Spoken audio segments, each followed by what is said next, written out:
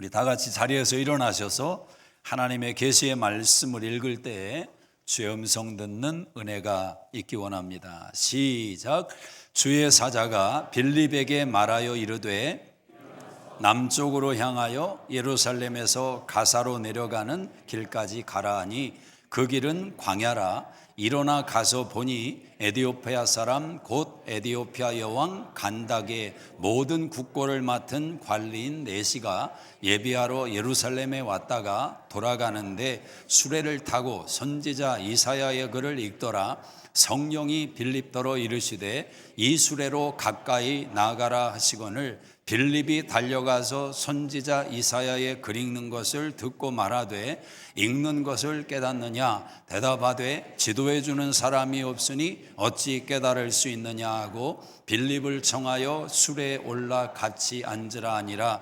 읽는 성경 구절은 이것이니 일러스되 도살자에게로 가는 양과 같이 끌려갔고 덜 깎는 자 앞에 있는 어린 양이 조용함과 같이 그의 입을 열지 아니하였도다. 그가 굴욕을 당했을 때 공정한 재판도 받지 못하였으니 누가 그의 세대를 말하리요. 그의 생명이 땅에서 빼앗김이로다 하였거늘 그 네시가 빌립에게 말하여 청컨대 내가 묻노니 선지자가 이 말한 것이 누구를 가리킴이냐 자기를 가리킴이냐 타인을 가리킴이냐. 빌립이 입을 열어 이 글에서 시작하여 가르쳐 복음을 전하니 길 가다가 물 있는 곳에 이르러 그 네시가 말하되 보라 물이 있으니 내가 세례를 받음에 무슨 거리낌이 있느냐. 이에 명하여 수레를 멈추고 빌립과 네시가 둘 다 물에 내려가 빌립이 세례를 베풀고 둘이 물에서 올라올새 주의 영이 빌립을 이끌어 간지라. 네시는 기쁘게 길을 가므로 그를 다시 보지 못하니라. 빌립은 아소도에 나타나 여러 성을 지나다니며 복음을 전하고 가이사랴에 이르니라. 아멘. 요즘 제자도에 대해서 하나님 말씀을 같이 나누고 있습니다. 오늘은 네 번째 시간으로 하나님의 말씀은 복음으로 사람을 살리는 제자라는 제목으로 말씀을 나누기 원합니다. 성경책은 예수님에 대한 책입니다. 예수님께서 이 땅에 오셔서 무엇을 하셨는지 그 내용이 성경에 자세하게 기록되어 있습니다. 그래서 예수님의 흔히 말하는 3대 사역을 우리가 생각을 해야 합니다. 예수님의 3대 사역이 뭡니까? 한번 따라해 보시겠습니다. 천국 복음으로 가르치고 전파하고 고치는 사역. 다시 한번 천국 복음으로 전파하고 가르치고 살리는 사역. 그렇습니다. 하여튼 천국 복음으로 전파하고 가르치고 고치고 또 살리고 이런 사역을 주님께서 하셨다. 이것이 주님의 비전이고 사명이기도 합니다. 우리 모든 신앙인들에게 사실은 이 사명을 하나님께서 주신 줄로 믿습니다. 여러분의 인생의 비전은 주님의 비전이 되어야 됩니다. 천국 복음으로 전파하고 가르치고 살리는 이 사역이 나의 비전 또 주님의 비전이 되는 줄로 믿습니다. 한 사람을 살려서 그 한 사람의 영향력이 어떻게 확장되는지 그 내용이 사도행전에 아주 자세하게 기록이 되어 있습니다. 오늘 특별히 우리가 읽은 본문은 에디오피아에서 온 네시를 빌립 집사가 만나서 그에게 복음을 전하고 그 에디오피아 네시를 통해서 역사를 바라보면 지금 에디오피아 나라 가운데 어마어마한 복음의 역사가 일어난 것을 우리가 결과적으로 확인할 수 있습니다. 이 사람이 찾아온 거리가 어느 정도의 거리냐면 한 3,000km 정도 되는 아주 긴 거리입니다. 수주를 걸어서 한 달이 걸릴 수도 있죠.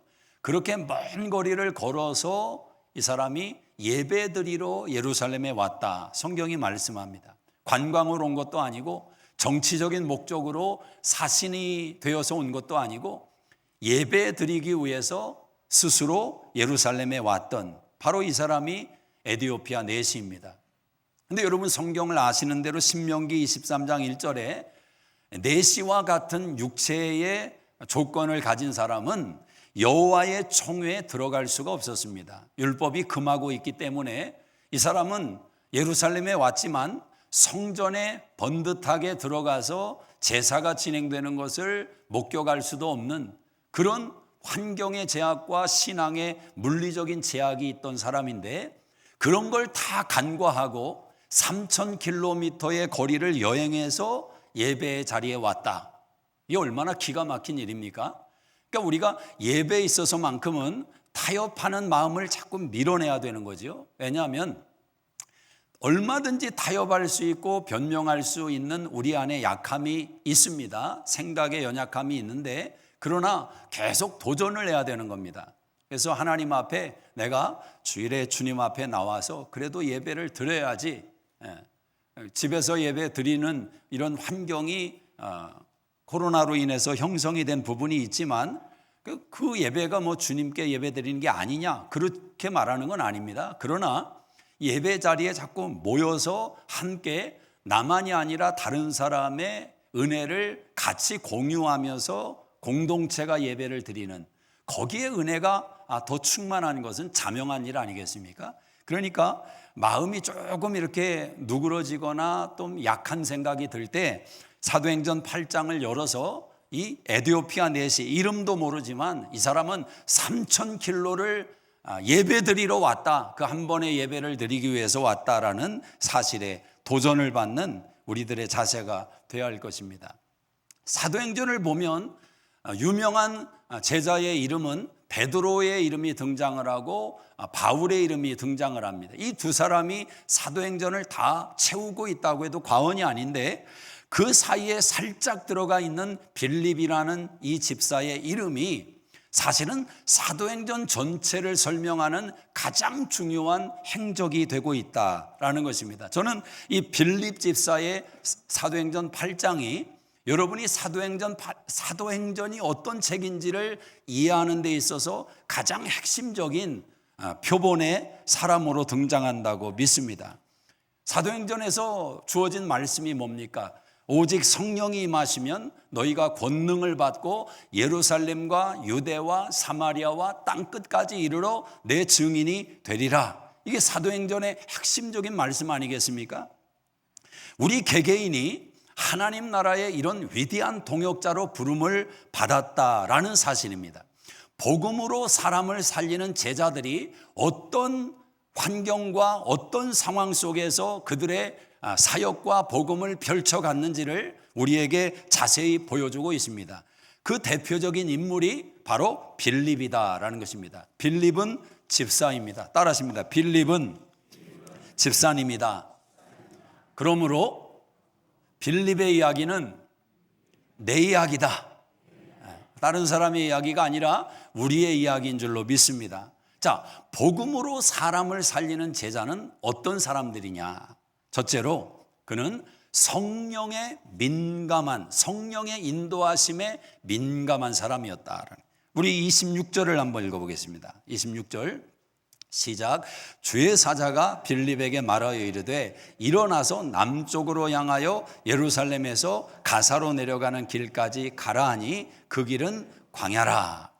자, 사도행전 8장을 집에 가서 읽어보시면 사도행전 8장에는 큰 부흥의 역사가 예루살렘에 일어난 것을 성경이 기록하고 있습니다. 하나님의 성령이 강타하니까 사람들의 마음이 오픈되고 열리면서 복음 앞에 반응하기를 시작합니다. 그런데 그런 부흥이 있고 나서 그답 박해가 시작이 되는 것입니다. 그러니까 영적인 역사는 항상 좋을 수가 없는 거죠. 우리는 항상 좋은 것을 기대하지만 이 영적인 역사는 굴곡이 있을 것 아닙니까? 그러나 이 부흥과 박해 속에서도 우리의 믿음만큼은 항상 좋은 것을 주신다. 이 믿음으로 모든 상황을 이겨내는 것이 믿음인 줄로 믿습니다. 자, 큰 박해가 오니까 제자들이 다 흩어졌습니다. 흩어진 제자들이 어떻게 했느냐? 복음을 전하기를 시작했다라는 거예요. 성령이 임하시면 권능을 받고 그 복음이 예루살렘만의 복음이 아니라 유대로 가야 되고 이후 사마리아로 가야 되고 나아가서 땅끝까지 복음이 번져가야 되는 것이 성령의 의도고 목적이고 역사였다는 거죠. 그러니까 우리끼리 좋은 것이 아니라 이 복음이 우리를 통해서 어떻게 주변을 살리냐, 이것이 하나님의 관심이었습니다. 자, 복음이 부흥되고 그로 인해서 박해가 일어날 때 사도들은, 제자들은 흩어져서 복음을 전합니다. 이 빌립 집사님은 사마리아라고 하는 지역에 가서 복음을 전했습니다. 거기에 성령이 역사하니까 귀신이 떠나갑니다. 병을 고칩니다. 복음이 그 땅에서 흥왕하기를 시작했습니다. 여러분 아시는 대로 사마리아는 이스라엘 땅 안에 있지만 버림받은 땅이고 외면받는 땅 아니었습니까? 근데 그 복음이 외면되고 버림받는 그 땅에 들어가서 그 사람들을 살리는 역사를 이루더라는 거죠. 복음은 장벽이 없어야 됩니다. 복음은 제한이 없어야 됩니다. 먼저 우리 안에 복음의 장벽과 제한을 허무는 결단과 지혜가 필요하다.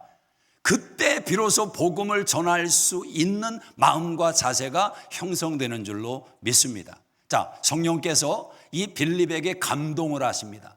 성령의 감동을 받는 은혜가 신앙생활 가운데 얼마나 중요한지 모릅니다. 갑자기 성령의 감동을 받으면 눈물이 날 수도 있고, 갑자기 성령의 감동을 받으면 이전에 생각하지 않던 방향의 생각이 들 수도 있고, 갑자기 성령의 감동을 받으면 성경책을 펼쳐서 읽어가는 사람이 될 수 있고, 하나님의 성령의 감동은 아주 다양하다라는 거죠. 오늘 빌립이라는 이 집사님에게 성령이 감동하니까 어떻게 말씀하셨느냐? 빌립아, 일어나서 남쪽으로 가라. 그리고 예루살렘에서 가사로 내려가는 길까지 가라. 그것은 광야다. 이렇게 성령이 감동을 냈습니다. 여러분, 얼마나 구체적입니까? 성령의 감동이 얼마나 디테일로 말씀하고 있냐라는 거죠. 어찌 보면 우리의 목마름도 이런 감동, 이런 인도하심을 구할 때가 있을 겁니다. 하나님, 어떻게 해야 됩니까? 어디로 가야 됩니까? 무엇을 해야 됩니까? 자, 그런 요구를 할 때 신앙생활을 좀 오래 하신 분들은 경험으로 알 겁니다. 감동이 그렇게 인도하심이 구체적으로 안 오더라는 거죠. 나는 그걸 원하는데 주님은 그렇게 구체적으로 말씀 안 하실 때가 참 많습니다. 자, 그러면 이런 이야기를 읽고 성경을 보면, 아니 빌립에게는 이렇게 말씀하셨는데 왜 하나님 나에게는, 우리 가정에게는 이렇게 다가오지 않으십니까? 그렇게 시험에 빠진 분들이 2차로 찾아가는 사람이 누구냐? 무당을 찾아가는 거죠. 왜냐하면 무당들은 대개 구체적인 것을 말해주지 않습니까? 오늘은 동쪽으로 가십시오, 서쪽으로 가십시오, 시간까지도 날짜까지도 이렇게 알려주니 안 보이는 하나님보다 구체적으로 말해주는 무당이 훨씬 나은 거 아닌가. 그런데 여러분, 조금이라도 지각이 있으면 생각해야 될 것 아닙니까? 아니 무당이 자기 인생의 그 미래와 복을 받고 형통하는 걸 그렇게 잘 알면 무당이 그러고 있겠습니까? 무당짓 하고 있겠냐라는 거죠. 그러니까 사람들이 이 구체적인 것에 목이 마르다 보니까 누군가를 찾는 겁니다. 이단일수록 구체성이 많습니다. 자, 그러면 우리의 신앙은 구체적인 게 없는 것인가? 아니 기도를 구체적으로 하라고 강요하면서 강조하면서 구체적인 응답을 기대하는 것이 신앙 아닌가? 예, 맞습니다. 구체적으로 하나님은 인도하십니다. 그런데 여러분, 가만히 한번 생각해 보십시오. 여러분이 구체적으로 하나님의 인도를 바라고 기대하는 것이 어떤 내용들로 가득 차 있냐라는 거죠. 우리가 구체적인 인도를 원하는 것은 대부분 우리의 삶의 형통함과 우리의 삶의 안락과 우리 자녀들의 미래와 이런 내용 아닙니까?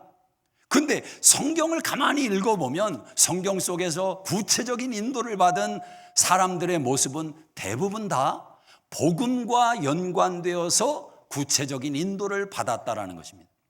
그렇지 않습니까? 하나님이 누구이신지, 예수님이 누구인지, 그분을 어떻게 알아가는지, 이 복음에 관련돼서 구체적인 복음을 증거하다가 하나님의 보호하심을 구체적으로 받는 그런 이야기는 가득하지만 자기 안락과 자기 평안을 위해서 기도하고 구체적인 내용을 받은 이야기는 많지 않더라는 거죠. 왜 그런지 아십니까? 그런 이야기는 굳이 성경에 써놓지 않아도 되기 때문에 그렇습니다. 이해하십니까? 하나님의 복음에 이끌려서 복음 중심으로 인생을 살아가는 사람들은 하나님께 기도합니다. 왜 안 합니까? 자기 삶을 위해서, 자녀를 위해서 왜 기도를 안 하겠습니까? 기도하고 하나님이 주신 지혜 속에서 그들은 넉넉히 선택하고 결정해서 가도 시간이 지나면 하나님의 인도하심을 받은 것을 경험하더라는 거죠. 굳이 하나님께 하나님 오늘 어디로 가야 됩니까? 이걸 물어서 동쪽으로 가라 서쪽으로 가라 이 대답을 듣지 않았어도 하나님께 기도하고 하나님이 주신 지혜 속에서 말씀의 은혜와 감동과 깨달음 속에서 내가 이번에 여기로 한번 이걸 가봐야 되겠다. 이걸 해봐야 되겠다. 그리고 나서 시간이 지나면 하나님의 인도하심인 것을 확인하게 되더라는 거죠. 금요일에도 말씀을 나눴지만 홍해는 한 번 건너면 되는 겁니다. 그건 더 건널 필요가 없습니다. 그러니까 하나님은 가만히 있어라. 홍해 앞에서는 가만히 있어라. 내가 가르고 내가 건너게 한다. 가만히 있어라. 요단강 앞에서는 가만히 있어라 이러지 않습니다. 건너라. 물이 출렁이고 풍랑이 일고 어떤 환경이어도 들어가 발을 담아 믿음으로 담아 그러면 물이 갈라진다라는 겁니다. 어찌 보면 구원의 확신이 있고 복음의 감격이 있고 하나님의 은혜에 대한 믿음이 있는 사람들은 하나님 앞에서 인생을 살아가지 않습니까? 날마다 성경을 읽지 않습니까? 하나님 의지하며 기도하지 않습니까? 그런 가운데 어떤 상황에 결정하는 순간이 올 때 믿음으로 발을 내딛는 거죠. 지금 집을 사야 되겠다. 지금 상황이 이렇지만 이렇게 해야 되겠다. 지금 직장에 이걸 한번 이렇게 해야 되겠다. 비즈니스 뭐가 생겼는데 이거 한번 도전해 봐야 되겠다.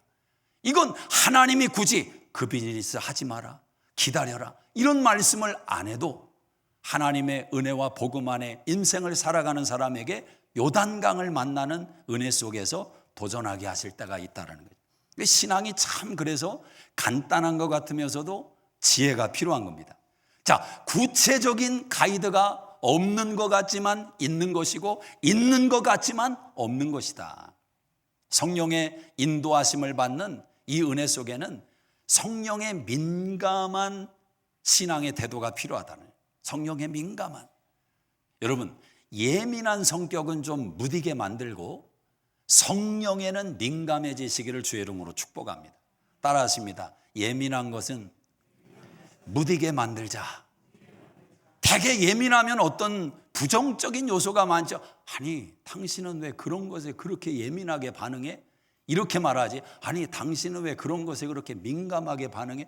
요러지는 좀 않아요. 예민하다. 이것은 감정적인, 격정적인 이런 반응이 관계성을 자꾸 이렇게 허물지 않습니까? 민감하다는 건 뭐냐? 사인과 신호를 감지하는 지혜가 있다는 거죠. 눈치가 빠르다는 거예요. 눈치가.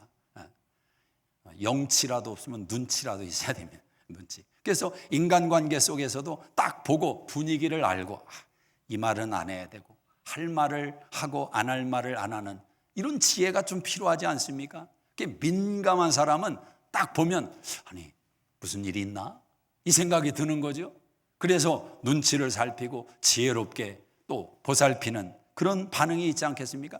이 빌립을 보면 일어나라, 남쪽으로 가라, 예루살렘에서 가사로 가는 길로 가라. 그러니까 어떻게 반응합니까? 27절 보세요. 시작. 일어나 가서 보니. 그렇습니다. 성령의 감동을 받는 사람은 감동에 순종하는 속도가 빠르다라는 거예요. 이 순종이 여러분 반응하기가 이렇게 간단한 게 아닙니다. 왜냐하면 26절에 말씀한 대로 남쪽으로 향하여 가라. 예루살렘에서 지금 빌립이 어디에 있었습니까? 사마리아에 있었습니다. 사마리아에서 예루살렘은 50km가 떨어져 있습니다.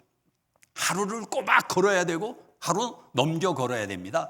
그리고 예루살렘에서 가사까지는 한 100km는 되는 그런 거리입니다.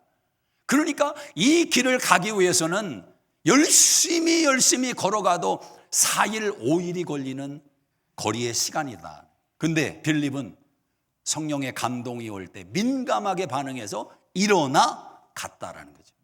가서 보게 되었다라는 거예요. 순종하는 사람은 보게 되는 것입니다. 순종하는 사람은 듣게 되는 것입니다. 알고 가는 게 아니라 가서 알게 되는 것입니다. 가서 듣게 되고 가서 보게 되는 것. 요한복음 2장의 가나의 혼인집의 기적의 사건도 하인들이, 물을 떠온 하인들은 알더라, 성경이 그런 말씀을 합니다. 순종하는 사람은 알게 되고, 순종하는 사람은 듣게 되고, 순종하는 사람은 경험하게 된다는 거예요. 그러니까 내가 다 알아서 순종하겠다, 평생 순종을 못합니다. 내가 다 이해하면 도전하겠다, 평생 이루지를 못합니다. 믿음 안에서 성령의 민감한 가운데 가서 보게 되고 알게 되는 것. 나름대로 신앙생활을 열심히 한 분들은 평생에 그래도 한두 번은, 서너 번은 성령의 인도하심을 민감하게 받은 경험이 있습니다. 그런 간증을 나누는 거예요. 그게 여러분 굉장히 많을 거라고 너무 생각하지 마십시오. 성경에 빌립이 오늘 이렇게 성령의 인도하심을 받았다. 그럼 우리는 빌립은 매일마다 성령께서 빌립아 오늘은 동쪽으로 가라, 내일은 또 서쪽으로 가라. 우리는 그렇게 자꾸 연결시키지 않습니까? 저는 그렇게 생각하지는 않습니다. 이렇게 성령께서 때로는 물리적으로 확실하게 감동하시고 보여주시고 드러내지만 때로는 우리 안에 의지를 가지고 선택을 가지고 그냥 가게 하십니다. 결정하게 하십니다. 그리고 모든 상황 속에서 하나님을 만나게 하죠. 여러분, 사도 바울이 어떤 때는 광주리 속에 담겨서 도망치지 않습니까? 그러나 항상 그렇게 도망칩니까? 어떤 때는 매를 맞고 잡혀서 도망치지도 못하고 얻어 터지고, 아니 왜 하나님이 어떤 때는 도망가게 감동하시고 길을 열어주시고 어떤 때는 하나님이 매맞게 하시는 겁니까? 우리가 그 깊은 세계를 다 이해할 수 없어요. 그래서 신앙 안에서 감동이 있고 민감하게 반응해야 되는 것을 원칙으로 삼되 그 신앙 안에서 우리의 선택과 우리의 의지 속에 하나님을 섬겨나가는 지혜가 필요하다는. 그래서 아마 여러분에게도 많은 경험은 아닐지라도 너무너무 선명하게 성령께서 인도하셨던 경험 있을 거라고요. 저도 몇 개 있습니다. 아주 선명한 것 중에 하나는 제가 신대원을 다닐 때입니다. 기도하러 다니는 대성산이라는 기도처가 있었습니다. 집에서 신학교까지 가는 과정에 샛길로 빠지면 계룡산으로 가는 길이 있는데 그 계룡산 가기 전에 대성산이라는 기도처가 있습니다. 거기서 많이 기도했습니다. 근데 한 3,000 스퀘어피트 되는 건물이 있고 거기서 기도원 역할을 했었는데 제가 그때는 기도원 역할이 이제 멈추고 그냥 명목상 그 산을 지키는 건물로 유지되고 있었습니다. 근데 학교를 가기 위해서 준 정장을 하고 이렇게 운전을 해서 가는데 갑자기 그 계룡산으로 갈라지는 그 지점에서 저도 모르게 핸들을 틀었습니다. 순간적으로 어떤 생각이 왔냐면 기도복 안 가져왔는데, 산에 올라갈 때는 꼭 기도복을 가지고 입고 기도를 하러 다녔어요. 바위에서 박스 같은 거 펴놓고 또 기도하니까. 근데 기도복을 안 입었는데 또 순간적으로 어떤 생각이 탁 들어왔냐면 그냥 한번 올라갔다 오자. 편한 마음으로 이제 그 기도처에 기도원에 갔습니다. 근데 차가 그날따라 많이 와 있더라고요. 대전에서 가깝기 때문에 기도하러 오는 사람들이 의외로 있었습니다. 기도하러 왔나 보다 어느 교회에서. 그래서 이제 그 중턱 노럭바위를 해서 터덕터덕 올라가는데 한 사람들이 20여 명 남짓한 사람들이 쭉 오손도손 이렇게 앉아서 그 길 노상에 이렇게 앉아 있었습니다. 그래서 이제 반갑게 기도하는 사람들을 만나면 또 반가운 것 아닙니까? 나름 이제 환한 미소를 지면서 안녕하세요 이렇게 소리내지 않고 인사를 하면서 이렇게 지나가는데 제 눈에 뭔가가 탁 들어왔어요. 아주 예쁜 보자기 이렇게 위에 돼지머리가 이렇게 올라와 있는 게 딱 보였습니다. 그래서 제가 딱 멈췄어요. 그리고 그분들을 보면서 아니 여기 뭐하러 왔습니까? 정색한 목소리로 그랬더니 어떤 나이가 지긋한 아주머니가 할머니가 아니 바라보면서 환하게 웃으면서 그냥 우리 좀 여기 잠깐 기도하러 왔다고. 그 말에 제가 그 돼지를 딱 가리키면서 저거 뭐냐고, 돼지 머리 아니냐고, 당신들 지금 여기 구타러 온 거 아니냐고 그랬더니요, 제 반응에 그 여자분의 얼굴이 갑자기 확 변하는 거예요. 표독한 흉측한 얼굴로, 무서운 얼굴로 변한, 야, 너 뭐야? 젊은 놈이 너 뭐야? 네가 뭔데? 하면서 막 저한테 삿대질을 하는 겁니다. 근데 제가 거기서 뭐라고 말했냐면, 나 여기 지키는 전도사입니다. 왜냐하면 제가 그 대성산에 대해서 뭐 어릴 때부터 그 재단 교회에서 자랐으니까 다 알죠. 여기 대성재단에 속한 거고, 여기 어느 교회에서 관리하는 거고, 여기 기도처로 늘 우리 기도하러 오는 곳이다. 그렇게 막 잘잘잘잘 담대하게 말하니까 일단 기가 꺾였어요. 가더니 또 뭐라고 하냐면, 저 뒤쪽을 이렇게 가리키면서 저쪽에 가서 우리 잠깐 있다 가면 안 되냐고. 거기도 다 우리 땅이다. 거기도 다 우리 땅이다. 그래서 그 사람들을 다 끌고 이제 내려갔습니다. 지금 생각하면 산 중턱에서 그 장정들도 있고 그런데 큰일 날 일인데, 하여튼 담대 하나님이 하신 거죠. 내려가서 그 사람들 다 차 태워서 이제 나가는 모습 보고 혼자 그 중턱으로 올라가는데, 여러분, 그 감격이라는 것은, 말로 표현할 수가 없어요. 하나님이 그래도 기도원 역할을 하지 못하는 연약한 곳이지만 사람들이 와서 기도하고 눈물 뿌리고 밤새도록 입을 뒤집어 쓰고 하나님을 불렀던 그 기도처를 하나님이 더럽히지 않으려고 성령께서 순간적으로 내 핸들을 들게 하셨구나. 이런 사건을 한 번쯤 경험하면 그 사모하는 마음은 계속 평생 가는 겁니다. 그런 일이 똑같이 매일 안 일어나도 괜찮아요. 왜? 아니까 하나님의 성령이 인도하신다. 사랑하는 여러분, 여러분의 인생 가운데 성령의 인도하심에 대한 기록이 여러분 마음의 수첩에 얼마나 적혀 있습니까? 오늘 빌립은 성령의 인도하심을 받고 광야로 갔어요. 에디오피아 간다게의 모든 국고를 맡고 있는 이 사람, 그가 빌립을 만나고 그가 복음을 듣고 그가 변화되었을 때 한 나라의 영적 방향이 바뀌는 겁니다. 놀랍지 않습니까? 한 사람의 변화가 성령의 민감한 반응으로 행동했던 빌립의 반응이 한 나라의 지형을 바꾸더라는 거예요. 한 나라의. 4세기에 에디오피아는 벌써 기독교가 국교화 정도로 될 정도로 활발하게 포교가 되는 상황이 되었습니다. 지금도 60% 이상의 사람들이 크리스찬인, 복음의 역사가 결과를 맺는, 성령의 감동하신, 성령은 만남의 자리로 인도하는 것입니다. 만남의 자리, 구체적으로 우연히 만난 것 같지만 지나고 보면 하나님의 성령의 인도하십니다. 복음으로 사람을 살리는 제자는 따라하십니다. 성령에 민감하다. 성령에 민감하다. 두 번째로, 복음으로 사람을 살리는 제자는 사람에게 가까이 다가선다.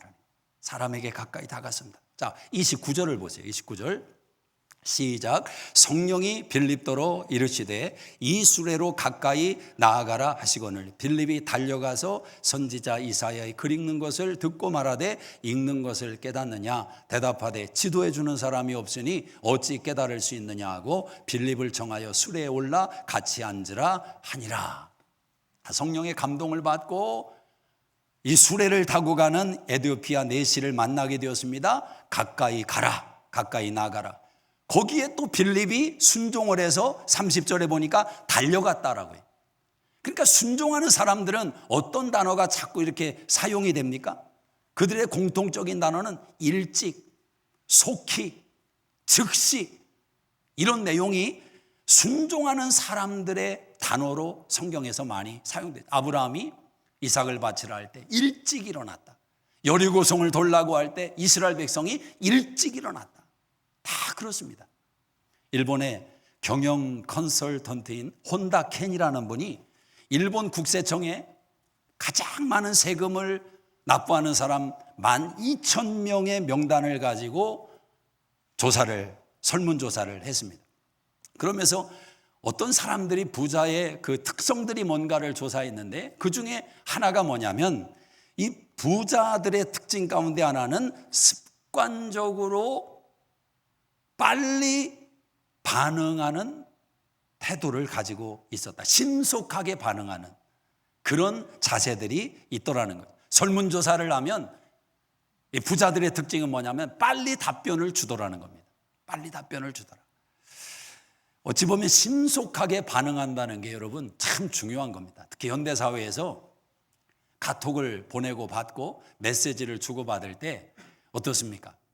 빨리 반응하는 것. 우리가 사소한 것에서 오해할 때가 많습니다. 아니 카톡을 보내놨는데 하루가 지나도 연락이 없고 이틀이 지나도 연락이 없고 그럼 어떻게 생각합니까? 사람이 아니 뭐 바빠서 그런가 보다. 아니 핸드폰을 좀 안 보는 상황이 있나 보다. 그럴 수 있는 거거든요. 그러니까 여러분 누군가에게 연락해서 반응이 없다고 해서 아니 아직도 연락을 안 해? 너무 또 그러지는 마십시오. 여러분처럼 그 사람이 핸드폰 늘 들고 다니는 성격이 아닐 수도 있는 거예요. 예.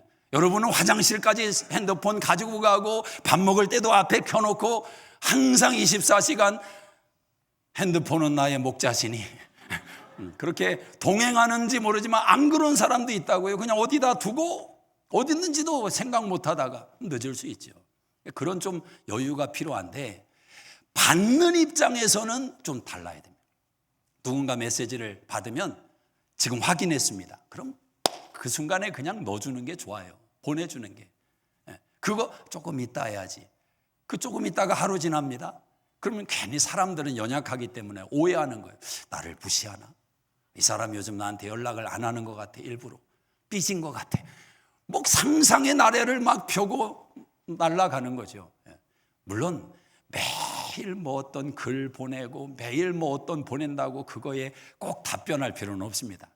너무 또 요즘은 이 보내는 게 얼마나 쉽습니까? 10,000명에게 그냥 버튼 하나 2번만 누르면 다 보내는 것 아닙니까?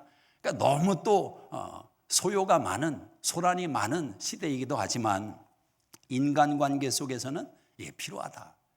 뭔가 물어보는 일, 뭔가 애스킹하는 일이 있을 때 반응이 빠른 것. 이게 중요하다라는 거예요. 중요하다. 빌립은 순종하는데 어떻게 순종합니까? 즉각적으로 순종해요. 가까이 나가는 것입니다. 가서 보게 되더라. 가서 듣게 되더라. 우리 그런 말 많이 들어봤을 겁니다. 멈추면 보입니다. 많은 말을 시사하고 있는 것 아니에요? 멈추면 들립니다. 분주하게 오고 갈 때는 못 봤어요. 안 보였어요. 안 들렸어요. 그런데 잠깐 멈춰보니까 그 소리가 들리고 그 모습이 보이는 겁니다. 저는 꽃을 보는 사람도 우리 집에 꽃이 있어요.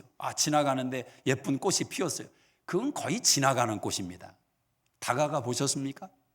그 꽃에게 조금 고개를 숙이고 얼굴을 들이밀어 보셨습니까? 그러면 꽃 하나에 담겨있는 신비함이 느껴질 겁니다. 여러분 남편과 아내에게 가까이 다가가 보십시오. 가까이 다가가 보십시오. 땀 냄새가 날 겁니다. 물론 땀 냄새도 나겠지만 가까이 다가서면 내가 몰랐던 마음의 소리가 들립니다. 힘들어하는 그 소리가 들립니다. 세월이 지나간 흔적이 가까이 다가가야 보입니다. 함께 지내다 보면 10년 전이나 20년 전이나 그냥 건성건성 보다 보니까 몰랐는데 가까이 가서 보니까 세월이 묻어 있는 거죠. 거기서 나오는 측은지심 아십니까? 연애 때 사랑과 불쌍히 여기는 마음으로 바라보는 사랑은 차원이 다르다 말이에요. 가까이 다가가서 봐야 돼요. 오늘 집에 가서 꼭 실천하시기를 바랍니다. 가까이 보세요. 빌립이 본 건 뭡니까? 가까이 가니까 소리가 들리는 겁니다. 성경을 읽고 있는 내시의 소리가 들리는 겁니다. 그가 하나님의 말씀을 읽고 있었습니다. 우리가 복음을 이해할 때 복음의 가장 핵심적인 내용은 다가섭니다. 요한복음 1장 14절에 말씀이 육신이 되어 우리 가운데 거하심에 우리가 그 영광을 보니, 하나님의 말씀이 천상에서 소리로만 울려 퍼진 게 아니라 육신을 입고 우리 가운데 오셔서 우리 안에 거하셨다라는 거예요. 예수님은 가만히 보십시오. 수가성 여인에게 다가서서 물 한 그릇 달라고 그에게 다가섭니다. 그때 그 여인의 상처와 아픔이 예수님 앞에 펼쳐지는 겁니다. 예수님은 삭개오가 뽕나무 위에 올라가 있지만 그 근접한 곳까지 가서 내려와라. 내가 오늘 네 집에 가고 싶다. 그 한마디의 말이 돈에 붙들려 살아가던 삭개오의 마음의 빗장을 열게 만든 것 아닙니까? 38년 된 병자에게 주님은 다가가셔서 네가 원하는 게 뭐냐? 그의 38년 된 병 문제를 해결하셨다라는. 다가서면 보입니다. 다가서면 들립니다. 다가서면 역사가 일어납니다.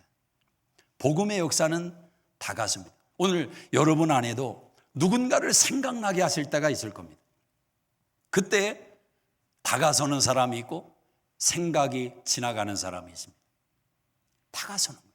다가설 때 어떤 마음으로 다가섭니까? 오늘 찬양 가운데도 말씀했어요. 주의 이름에 권세가 있다고. 그냥 다가섰는데 가보니까 보게 되고 듣게 되고. 그렇습니다. 하나님의 복음은 다가섬을 통해, 복음은 들음에서 나며 들음은 그리스도의 말씀으로 말미암는다. 사도 바울의 유명한 말씀이지만 그 뒤에 오는 이 말씀, 그 전에 이 말씀을 기억해야 됩니다. 전하지 않으면 누가 들을 수 있느냐? 다가서지 않으면 누가 접할 수 있느냐? 복음으로 사람을 살리는 제자는 다가선다. 따라하십니다. 다가선다. 성령께서 우리 안에 생각나게 하시기를 주의 이름으로 축복합니다. 마지막 세 번째는 복음으로 사람을 살리는 제자는 준비된 사람이다. 준비된 사람. 자, 35절을 한번 읽어보겠습니다. 35절 시작. 빌립이 입을 열어 예수를 가르쳐 복음을 전하니. 빌립이 다가서니까 들렸습니다. 에디오피아 내시가 성경을 읽고 있는데 그 성경이 이사야 53장의 내용이었습니다. 그 내용이 무엇입니까? 32절에 도살자에게 가는 양과 같이 끌려갔고 털 깎는 자 앞에 있는 어린 양이 조용함과 같이 그의 입을 열지 아니하였도다. 어린 양 되신 예수님께서 십자가의 고난 앞에서 어린 양으로 묵묵히 그 십자가를 감당하시는 예언의 말씀을 에디오피아 내시가 읽었습니다. 빌립이 묻습니다. 네가 읽는 것을 깨닫느냐? 읽는 것을 깨닫느냐? 이 말은 무슨 말이냐면 이 사람이 깨닫지 못하고 있었다는 것을 알게 되는 겁니다. 아니, 가르쳐주는 사람이 없는데 어떻게 깨닫습니까? 여러분, 여기에 놀라운 신비가 있어요. 이 에디오피아 내시는 성경을 알아서 읽은 게 아니라, 내용을 이해해서 읽은 게 아니라, 내용에 대해서 모르고 이해도 못하고 답답하지만 성경을 읽었다라는 거예요. 성경은 여러분이 알아서 읽는 책이 아닙니다. 성경은 여러분이 이해가 돼서 읽는 책이 아닙니다. 믿어져서 읽는 책이 아닙니다. 성경은 하나님의 말씀이기 때문에 읽어야 되기 때문에 읽어야 되는 책입니다. 다른 책이에요.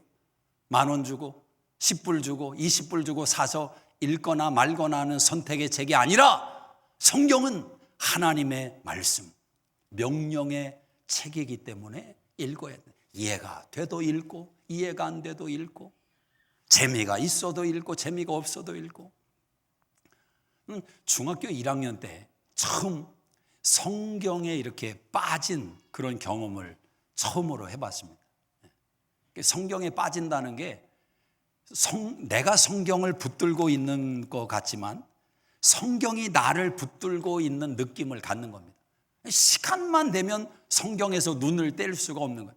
오죽하면 수업 시간에도 책상 밑에다가 성경책을 이렇게 빼내놓고 보다가 선생님 한번 쳐다봐주고 성경. 근데 이게 잘못된 행동이지만, 아니 보고 싶은 걸 어떻게 합니까? 집에 가서 또 성경을 보고. 근데 여러분, 제가 그렇게 성경을 빠져서 읽었지만 참 성경을 읽으면서 뭐를 느꼈냐면 안 믿어지는 건 안 믿어지더라고요. 성경의 어떤 부분은 안 믿어지는 거예요. 기적이. 이게 말이 되나? 속에서. 그런데 성경을 읽고 있어요. 제가 성경이 안 믿어졌다고 해서 제 믿음을 여러분이 평가하시면 안 됩니다. 저는 어렸을 때부터 그래도 열심히 교회를 다녔고 초등학교 5학년 때 목사 되겠다고 소원도 했던, 나름대로 신앙 안에서 자랐던 어린이입니다. 근데 안 믿어지는 거예요. 저는 그래서 그 말을 이해를 합니다. 때려 죽여도 못 믿겠다. 그런 말이 있죠. 무식하지만. 이게 누가 때려 죽인다고 해도 그럼 겁나서라도 믿습니다. 이러면 좋겠는데 안 믿어지는 걸 어떻게 하냐. 안 믿어져. 그건 뭐 때려 죽인다 해도 안 믿어지는 거예요. 반대로 때려 죽여도 내가 믿는 걸 나는 부인 못한다. 이 두 가지가 믿음의 역사라는 것은 초자연적인 하나님의 역사이기 때문에 내가 믿고 안 믿고가 내가 결정하는 게 아니라는 거죠.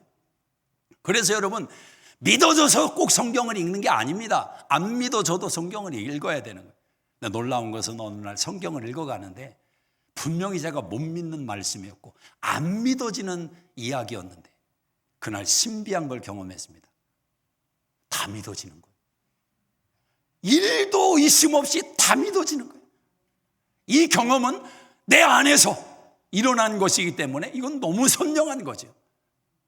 그때부터 하나님의 말씀을 대하는 태도가 또 한 번 바뀌는 거예요.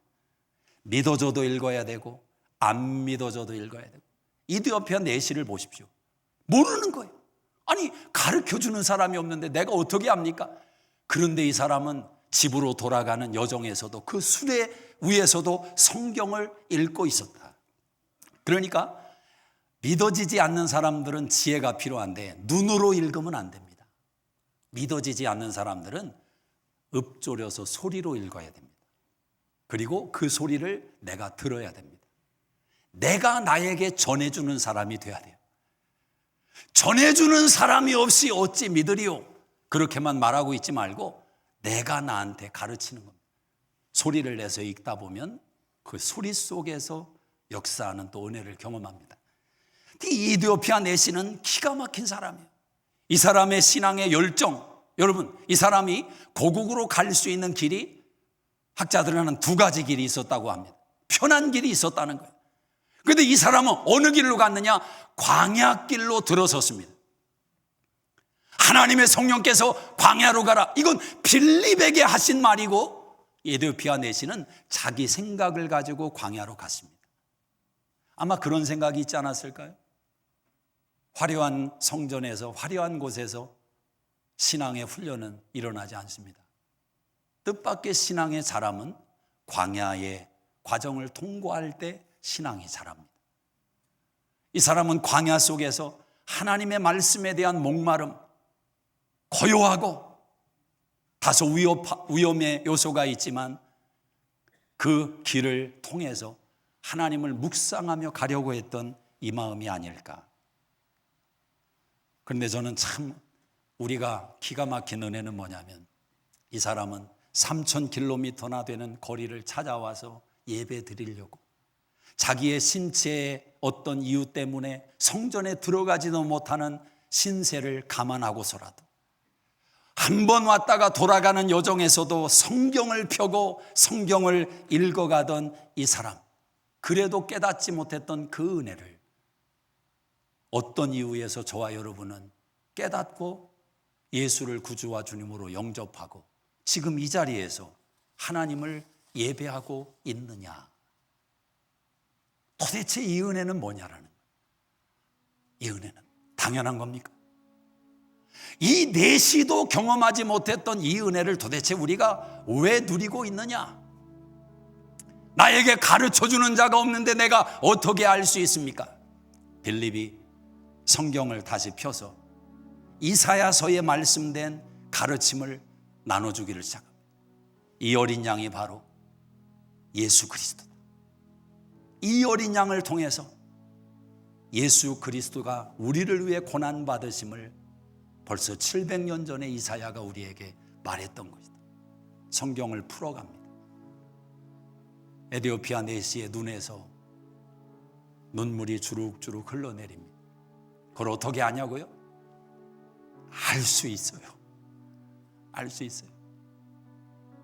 저는 빌립이 이 사람이 읽고 있는 것이 이사야의 말씀이라는 걸 알았다는 것도 기가 막히고, 빌립은 이사야의 말씀에 예수가 있다는 것을 알았다는, 복음을 알았다는 거예요. 준비되어 있다는 거예요. 여러분, 여러분의 삶에 누군가 인생이 들어올 수가 있고 들어올 때가 있습니다.